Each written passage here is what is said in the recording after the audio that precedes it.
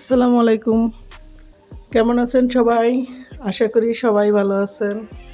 আমি আপনাদের দয়ায় আল্লাহ পাকের রহমতে ভালো আছি। তো শুরু করলাম প্রতিদিনকার মতো নতুন একটি ব্লগ ভিডিও।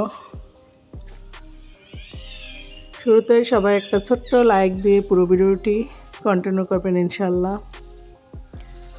তো সকালবেলা আপনাদের বাজারে চলে গেছিলো। বাজার থেকে নাস্তা নিয়ে আসছে। খাওয়া দাওয়ার শেষে টেবিলের অবস্থায় তো টেবিলটা একটু পরিষ্কার করে নিব চলেন। আপনাদের ভাইয়া বাজার থেকে নাস্তা নিয়ে আসছে, সেই নাস্তাটা আমরা খেয়ে নিছি। খেয়ে আর টেবিল পরিষ্কার করা হয়নি, তো টেবিলটা একটু পরিষ্কার করে নিই।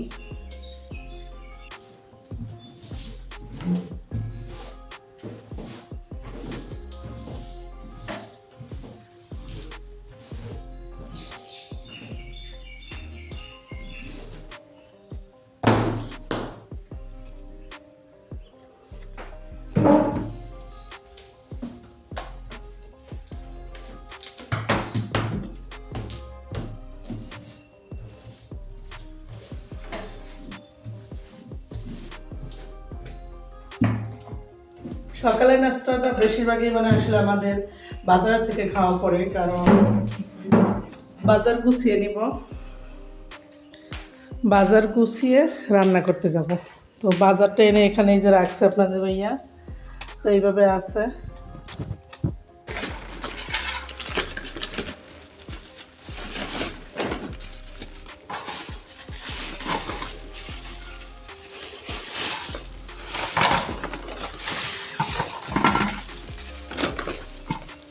পটল, টমেটো, কাঁচামরিচ, আলু নিয়ে আসছে 2.5 কেজি মনে হয়। করলা নিয়ে আসছে 2টা, 3টা করলা।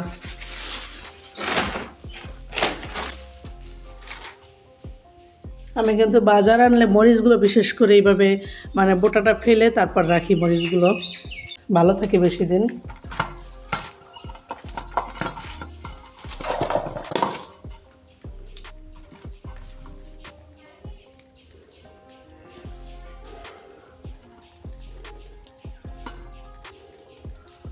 এভাবে কিন্তু মরিচ সংরক্ষণ করতে পারেন আপনারা, কারণ যখন মরিচের দাম কম থাকে তখন এভাবে বোটা ফেলে তারপর মরিচটা শুকাতে হবে, পানি থাকে না যেন। পানি থাকলে আর মরিচ ভালো থাকবে না। তো ওইভাবে কিন্তু খুব সহজে মরিচ সংরক্ষণ করা যায়। আর আরেকটা কথা বলতে ভুলে গেছি, সেটা হলো কি, আপনাদের ভাইয়া জাবের সাথে নিয়ে স্কুলে চলে গেছে। জাবেরের আজকে পরীক্ষা, তো জাবের সকালবেলা উঠে নাস্তা খেয়ে হাত মুখ ধুয়ে নাস্তা খেয়ে একটু পড়ছে, পড়েই চলে গেছে স্কুলে। ও তো আসলে পড়তে চায় না, ওরা পড়াইতে হয় জোর করে। তো ওইভাবে একটু পড়ানো হয়েছে, পড়া শেষে সে স্কুলে চলে গেছে। জাসাদকে দিয়ে দিছি যে ওকে নিয়ে যাও, ওকে না নিলে আমি রান্নাও করতে পারবো না, আর এগুলো গুছানো তো দূরের কথা। তো পরে আপনাদের ভাইয়া ওকে নিয়ে গেছে যে না নিয়েই যাই। এই যে মরিচগুলো বাছা হয়ে গেছে, একদম ময়লাগুলো ফেলে দিব। আর তরকারিগুলো একটু গুছিয়ে নিলাম। এখন সব কিছু কেটে রান্না বসায় দেব। ফ্রিজে কি মাছ আছে? ফ্রিজে আসলে তেমন মাছ নাই, ফ্রিজ একদম ফাঁকা, বাজার করতে হবে। তো আদা রসুন পেস্ট নামাই নেই। তেলাপিয়া মাছ আছে একটা, ইলিশ মাছ আছে 2টা ছোট ছোট, আর তেমন কিছু নাই। টুকিটাকি জিনিস আছে এগুলো, দুধ আছে একটু, এই তো নামিয়ে নিই, রান্না করব। এটা ভিজাইয়া তরকারি কাটতে থাকবো। ফ্রিজটা আজকে ফাঁকা রেখে গেছিলো আপনাদের ভাইয়া, ফ্রিজ কি জন্য খুলছে জানি না, তো ফ্রিজ ফাঁকা পাইছি আমি। তো এগুলো ভিজাবো। থালাবাটি, ওই যে খাওয়ার পরে থালাবাটি ধোয়ার নেই, এগুলো ধুয়ে নেই। তো এখানে রান্নাঘরটা একটু গুছায় নেই বলতে এই থালাবাটিগুলো ধুয়ে নিতে হবে। সকালে নাস্তার পরে এগুলো আর ধোয়া হয়নি, তো ভাবলাম যে এগুলো ধুয়ে নেই। অনেক কাজ, রান্না শেষে অনেক কাজ আছে, হসপিটাল যেহেতু ডিউটি আছে বিকালে, তো তাড়াহুড়ো করে সব কাজগুলো করা হবে। থালাবাটি এগুলো ধুয়ে রাখা হয়েছে কালকে, তো আজকেরগুলা সকালেরগুলার ধোয়া হয় নাই, ক্যামেরা রাখবো এখানে একটু পরিষ্কার করে নিই। আমাদের আসলে রান্নাঘরে পরিষ্কার রাখতে পারি না, যেটা সত্য কথা, যে এই জন্য পারি না যে আমাদের পানিগুলো অনেক খারাপ, একদম আয়রন, প্রচুর আয়রন পানিতে। আয়রনের কারণে সব একদম গোলমাল হয়ে যায়।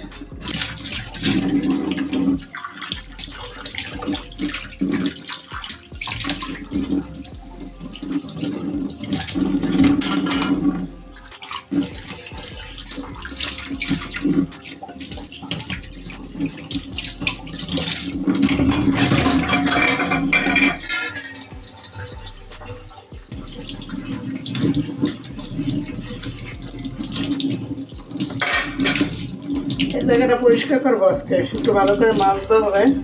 সেটা এখন মাজবো না, পরে মাজবো, কারণ কি রান্নার শেষে থালাবাটি সব দিয়ে একবারে মাজবো, মাছটা দিকে নেই।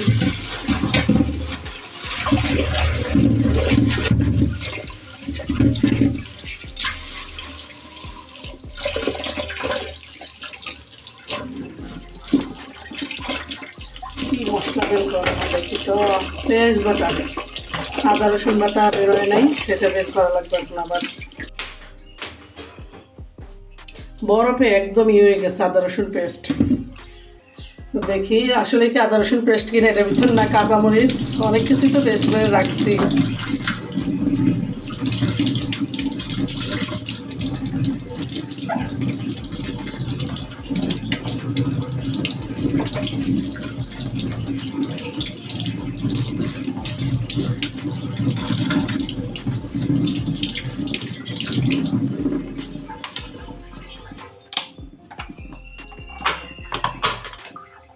আদা রসুন পেস্ট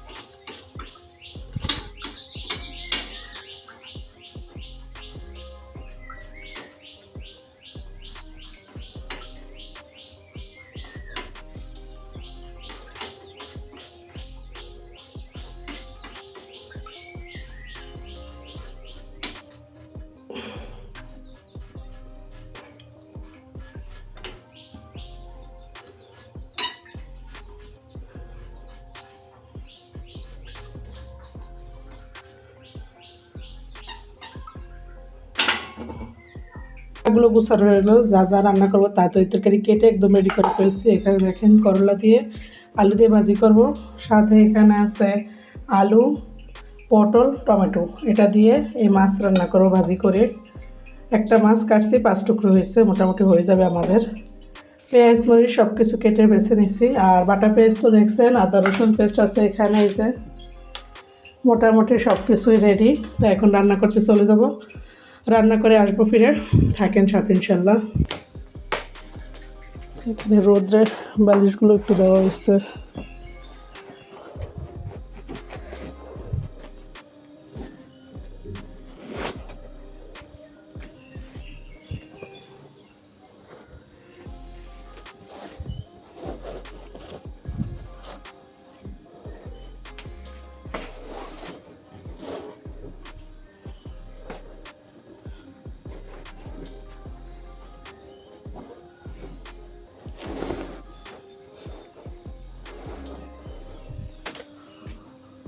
সুন্দর রোদ আসছে, তো রোদে কাপড়গুলো দিয়ে দিছি একটু শুকাইলে তারপরে ভাঁজ করে রাখবো এগুলো। আর এই যে দেখেন মুরগির বাচ্চা কি পরিমাণ যে বিরক্তি করে, মানে আমাদের কিন্তু আসলে মুরগি নাই, এগুলো অন্য মানুষের মুরগি।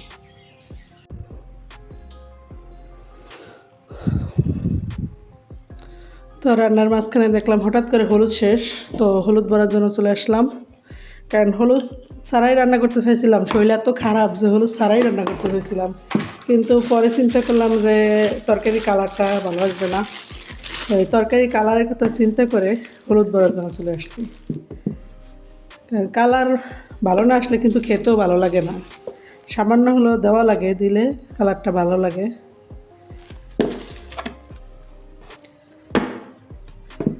আপনাদের ভাইয়া বাসায় থাকলে সে এই কাজটা করতো, কিন্তু যেহেতু সে নাই, সে স্কুলে, তো এখন আমারই করা লাগতেছে।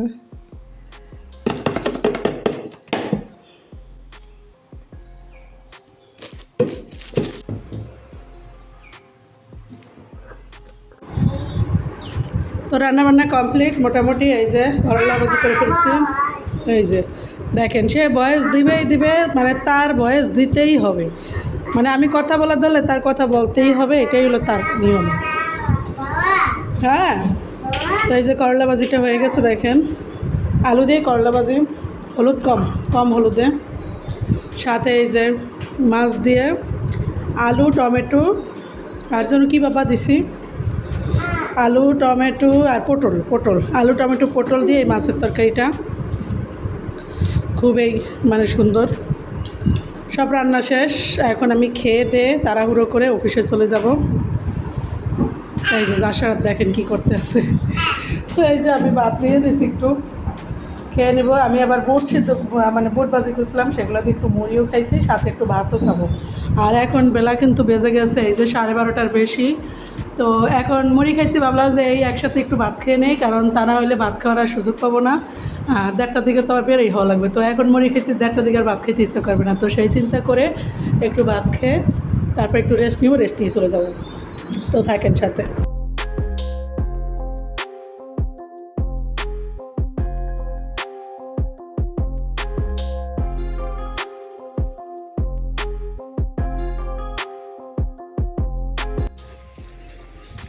তো বাসার সব কাজকর্ম শেষে প্রচণ্ড রোদ বাইরে দেখেন, এই রোদের ভিতর বের হয়ে আসছি হসপিটালে যাওয়ার জন্য। এই যে হসপিটাল আমার,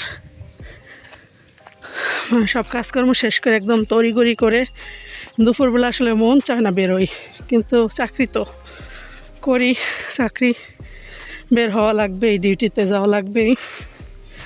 প্রচুর রোদ আজকে, এত বেশি রোদ যে হাঁটতেও কষ্ট হয়। যাই হোক, আজ আর বেশি বড় করব না।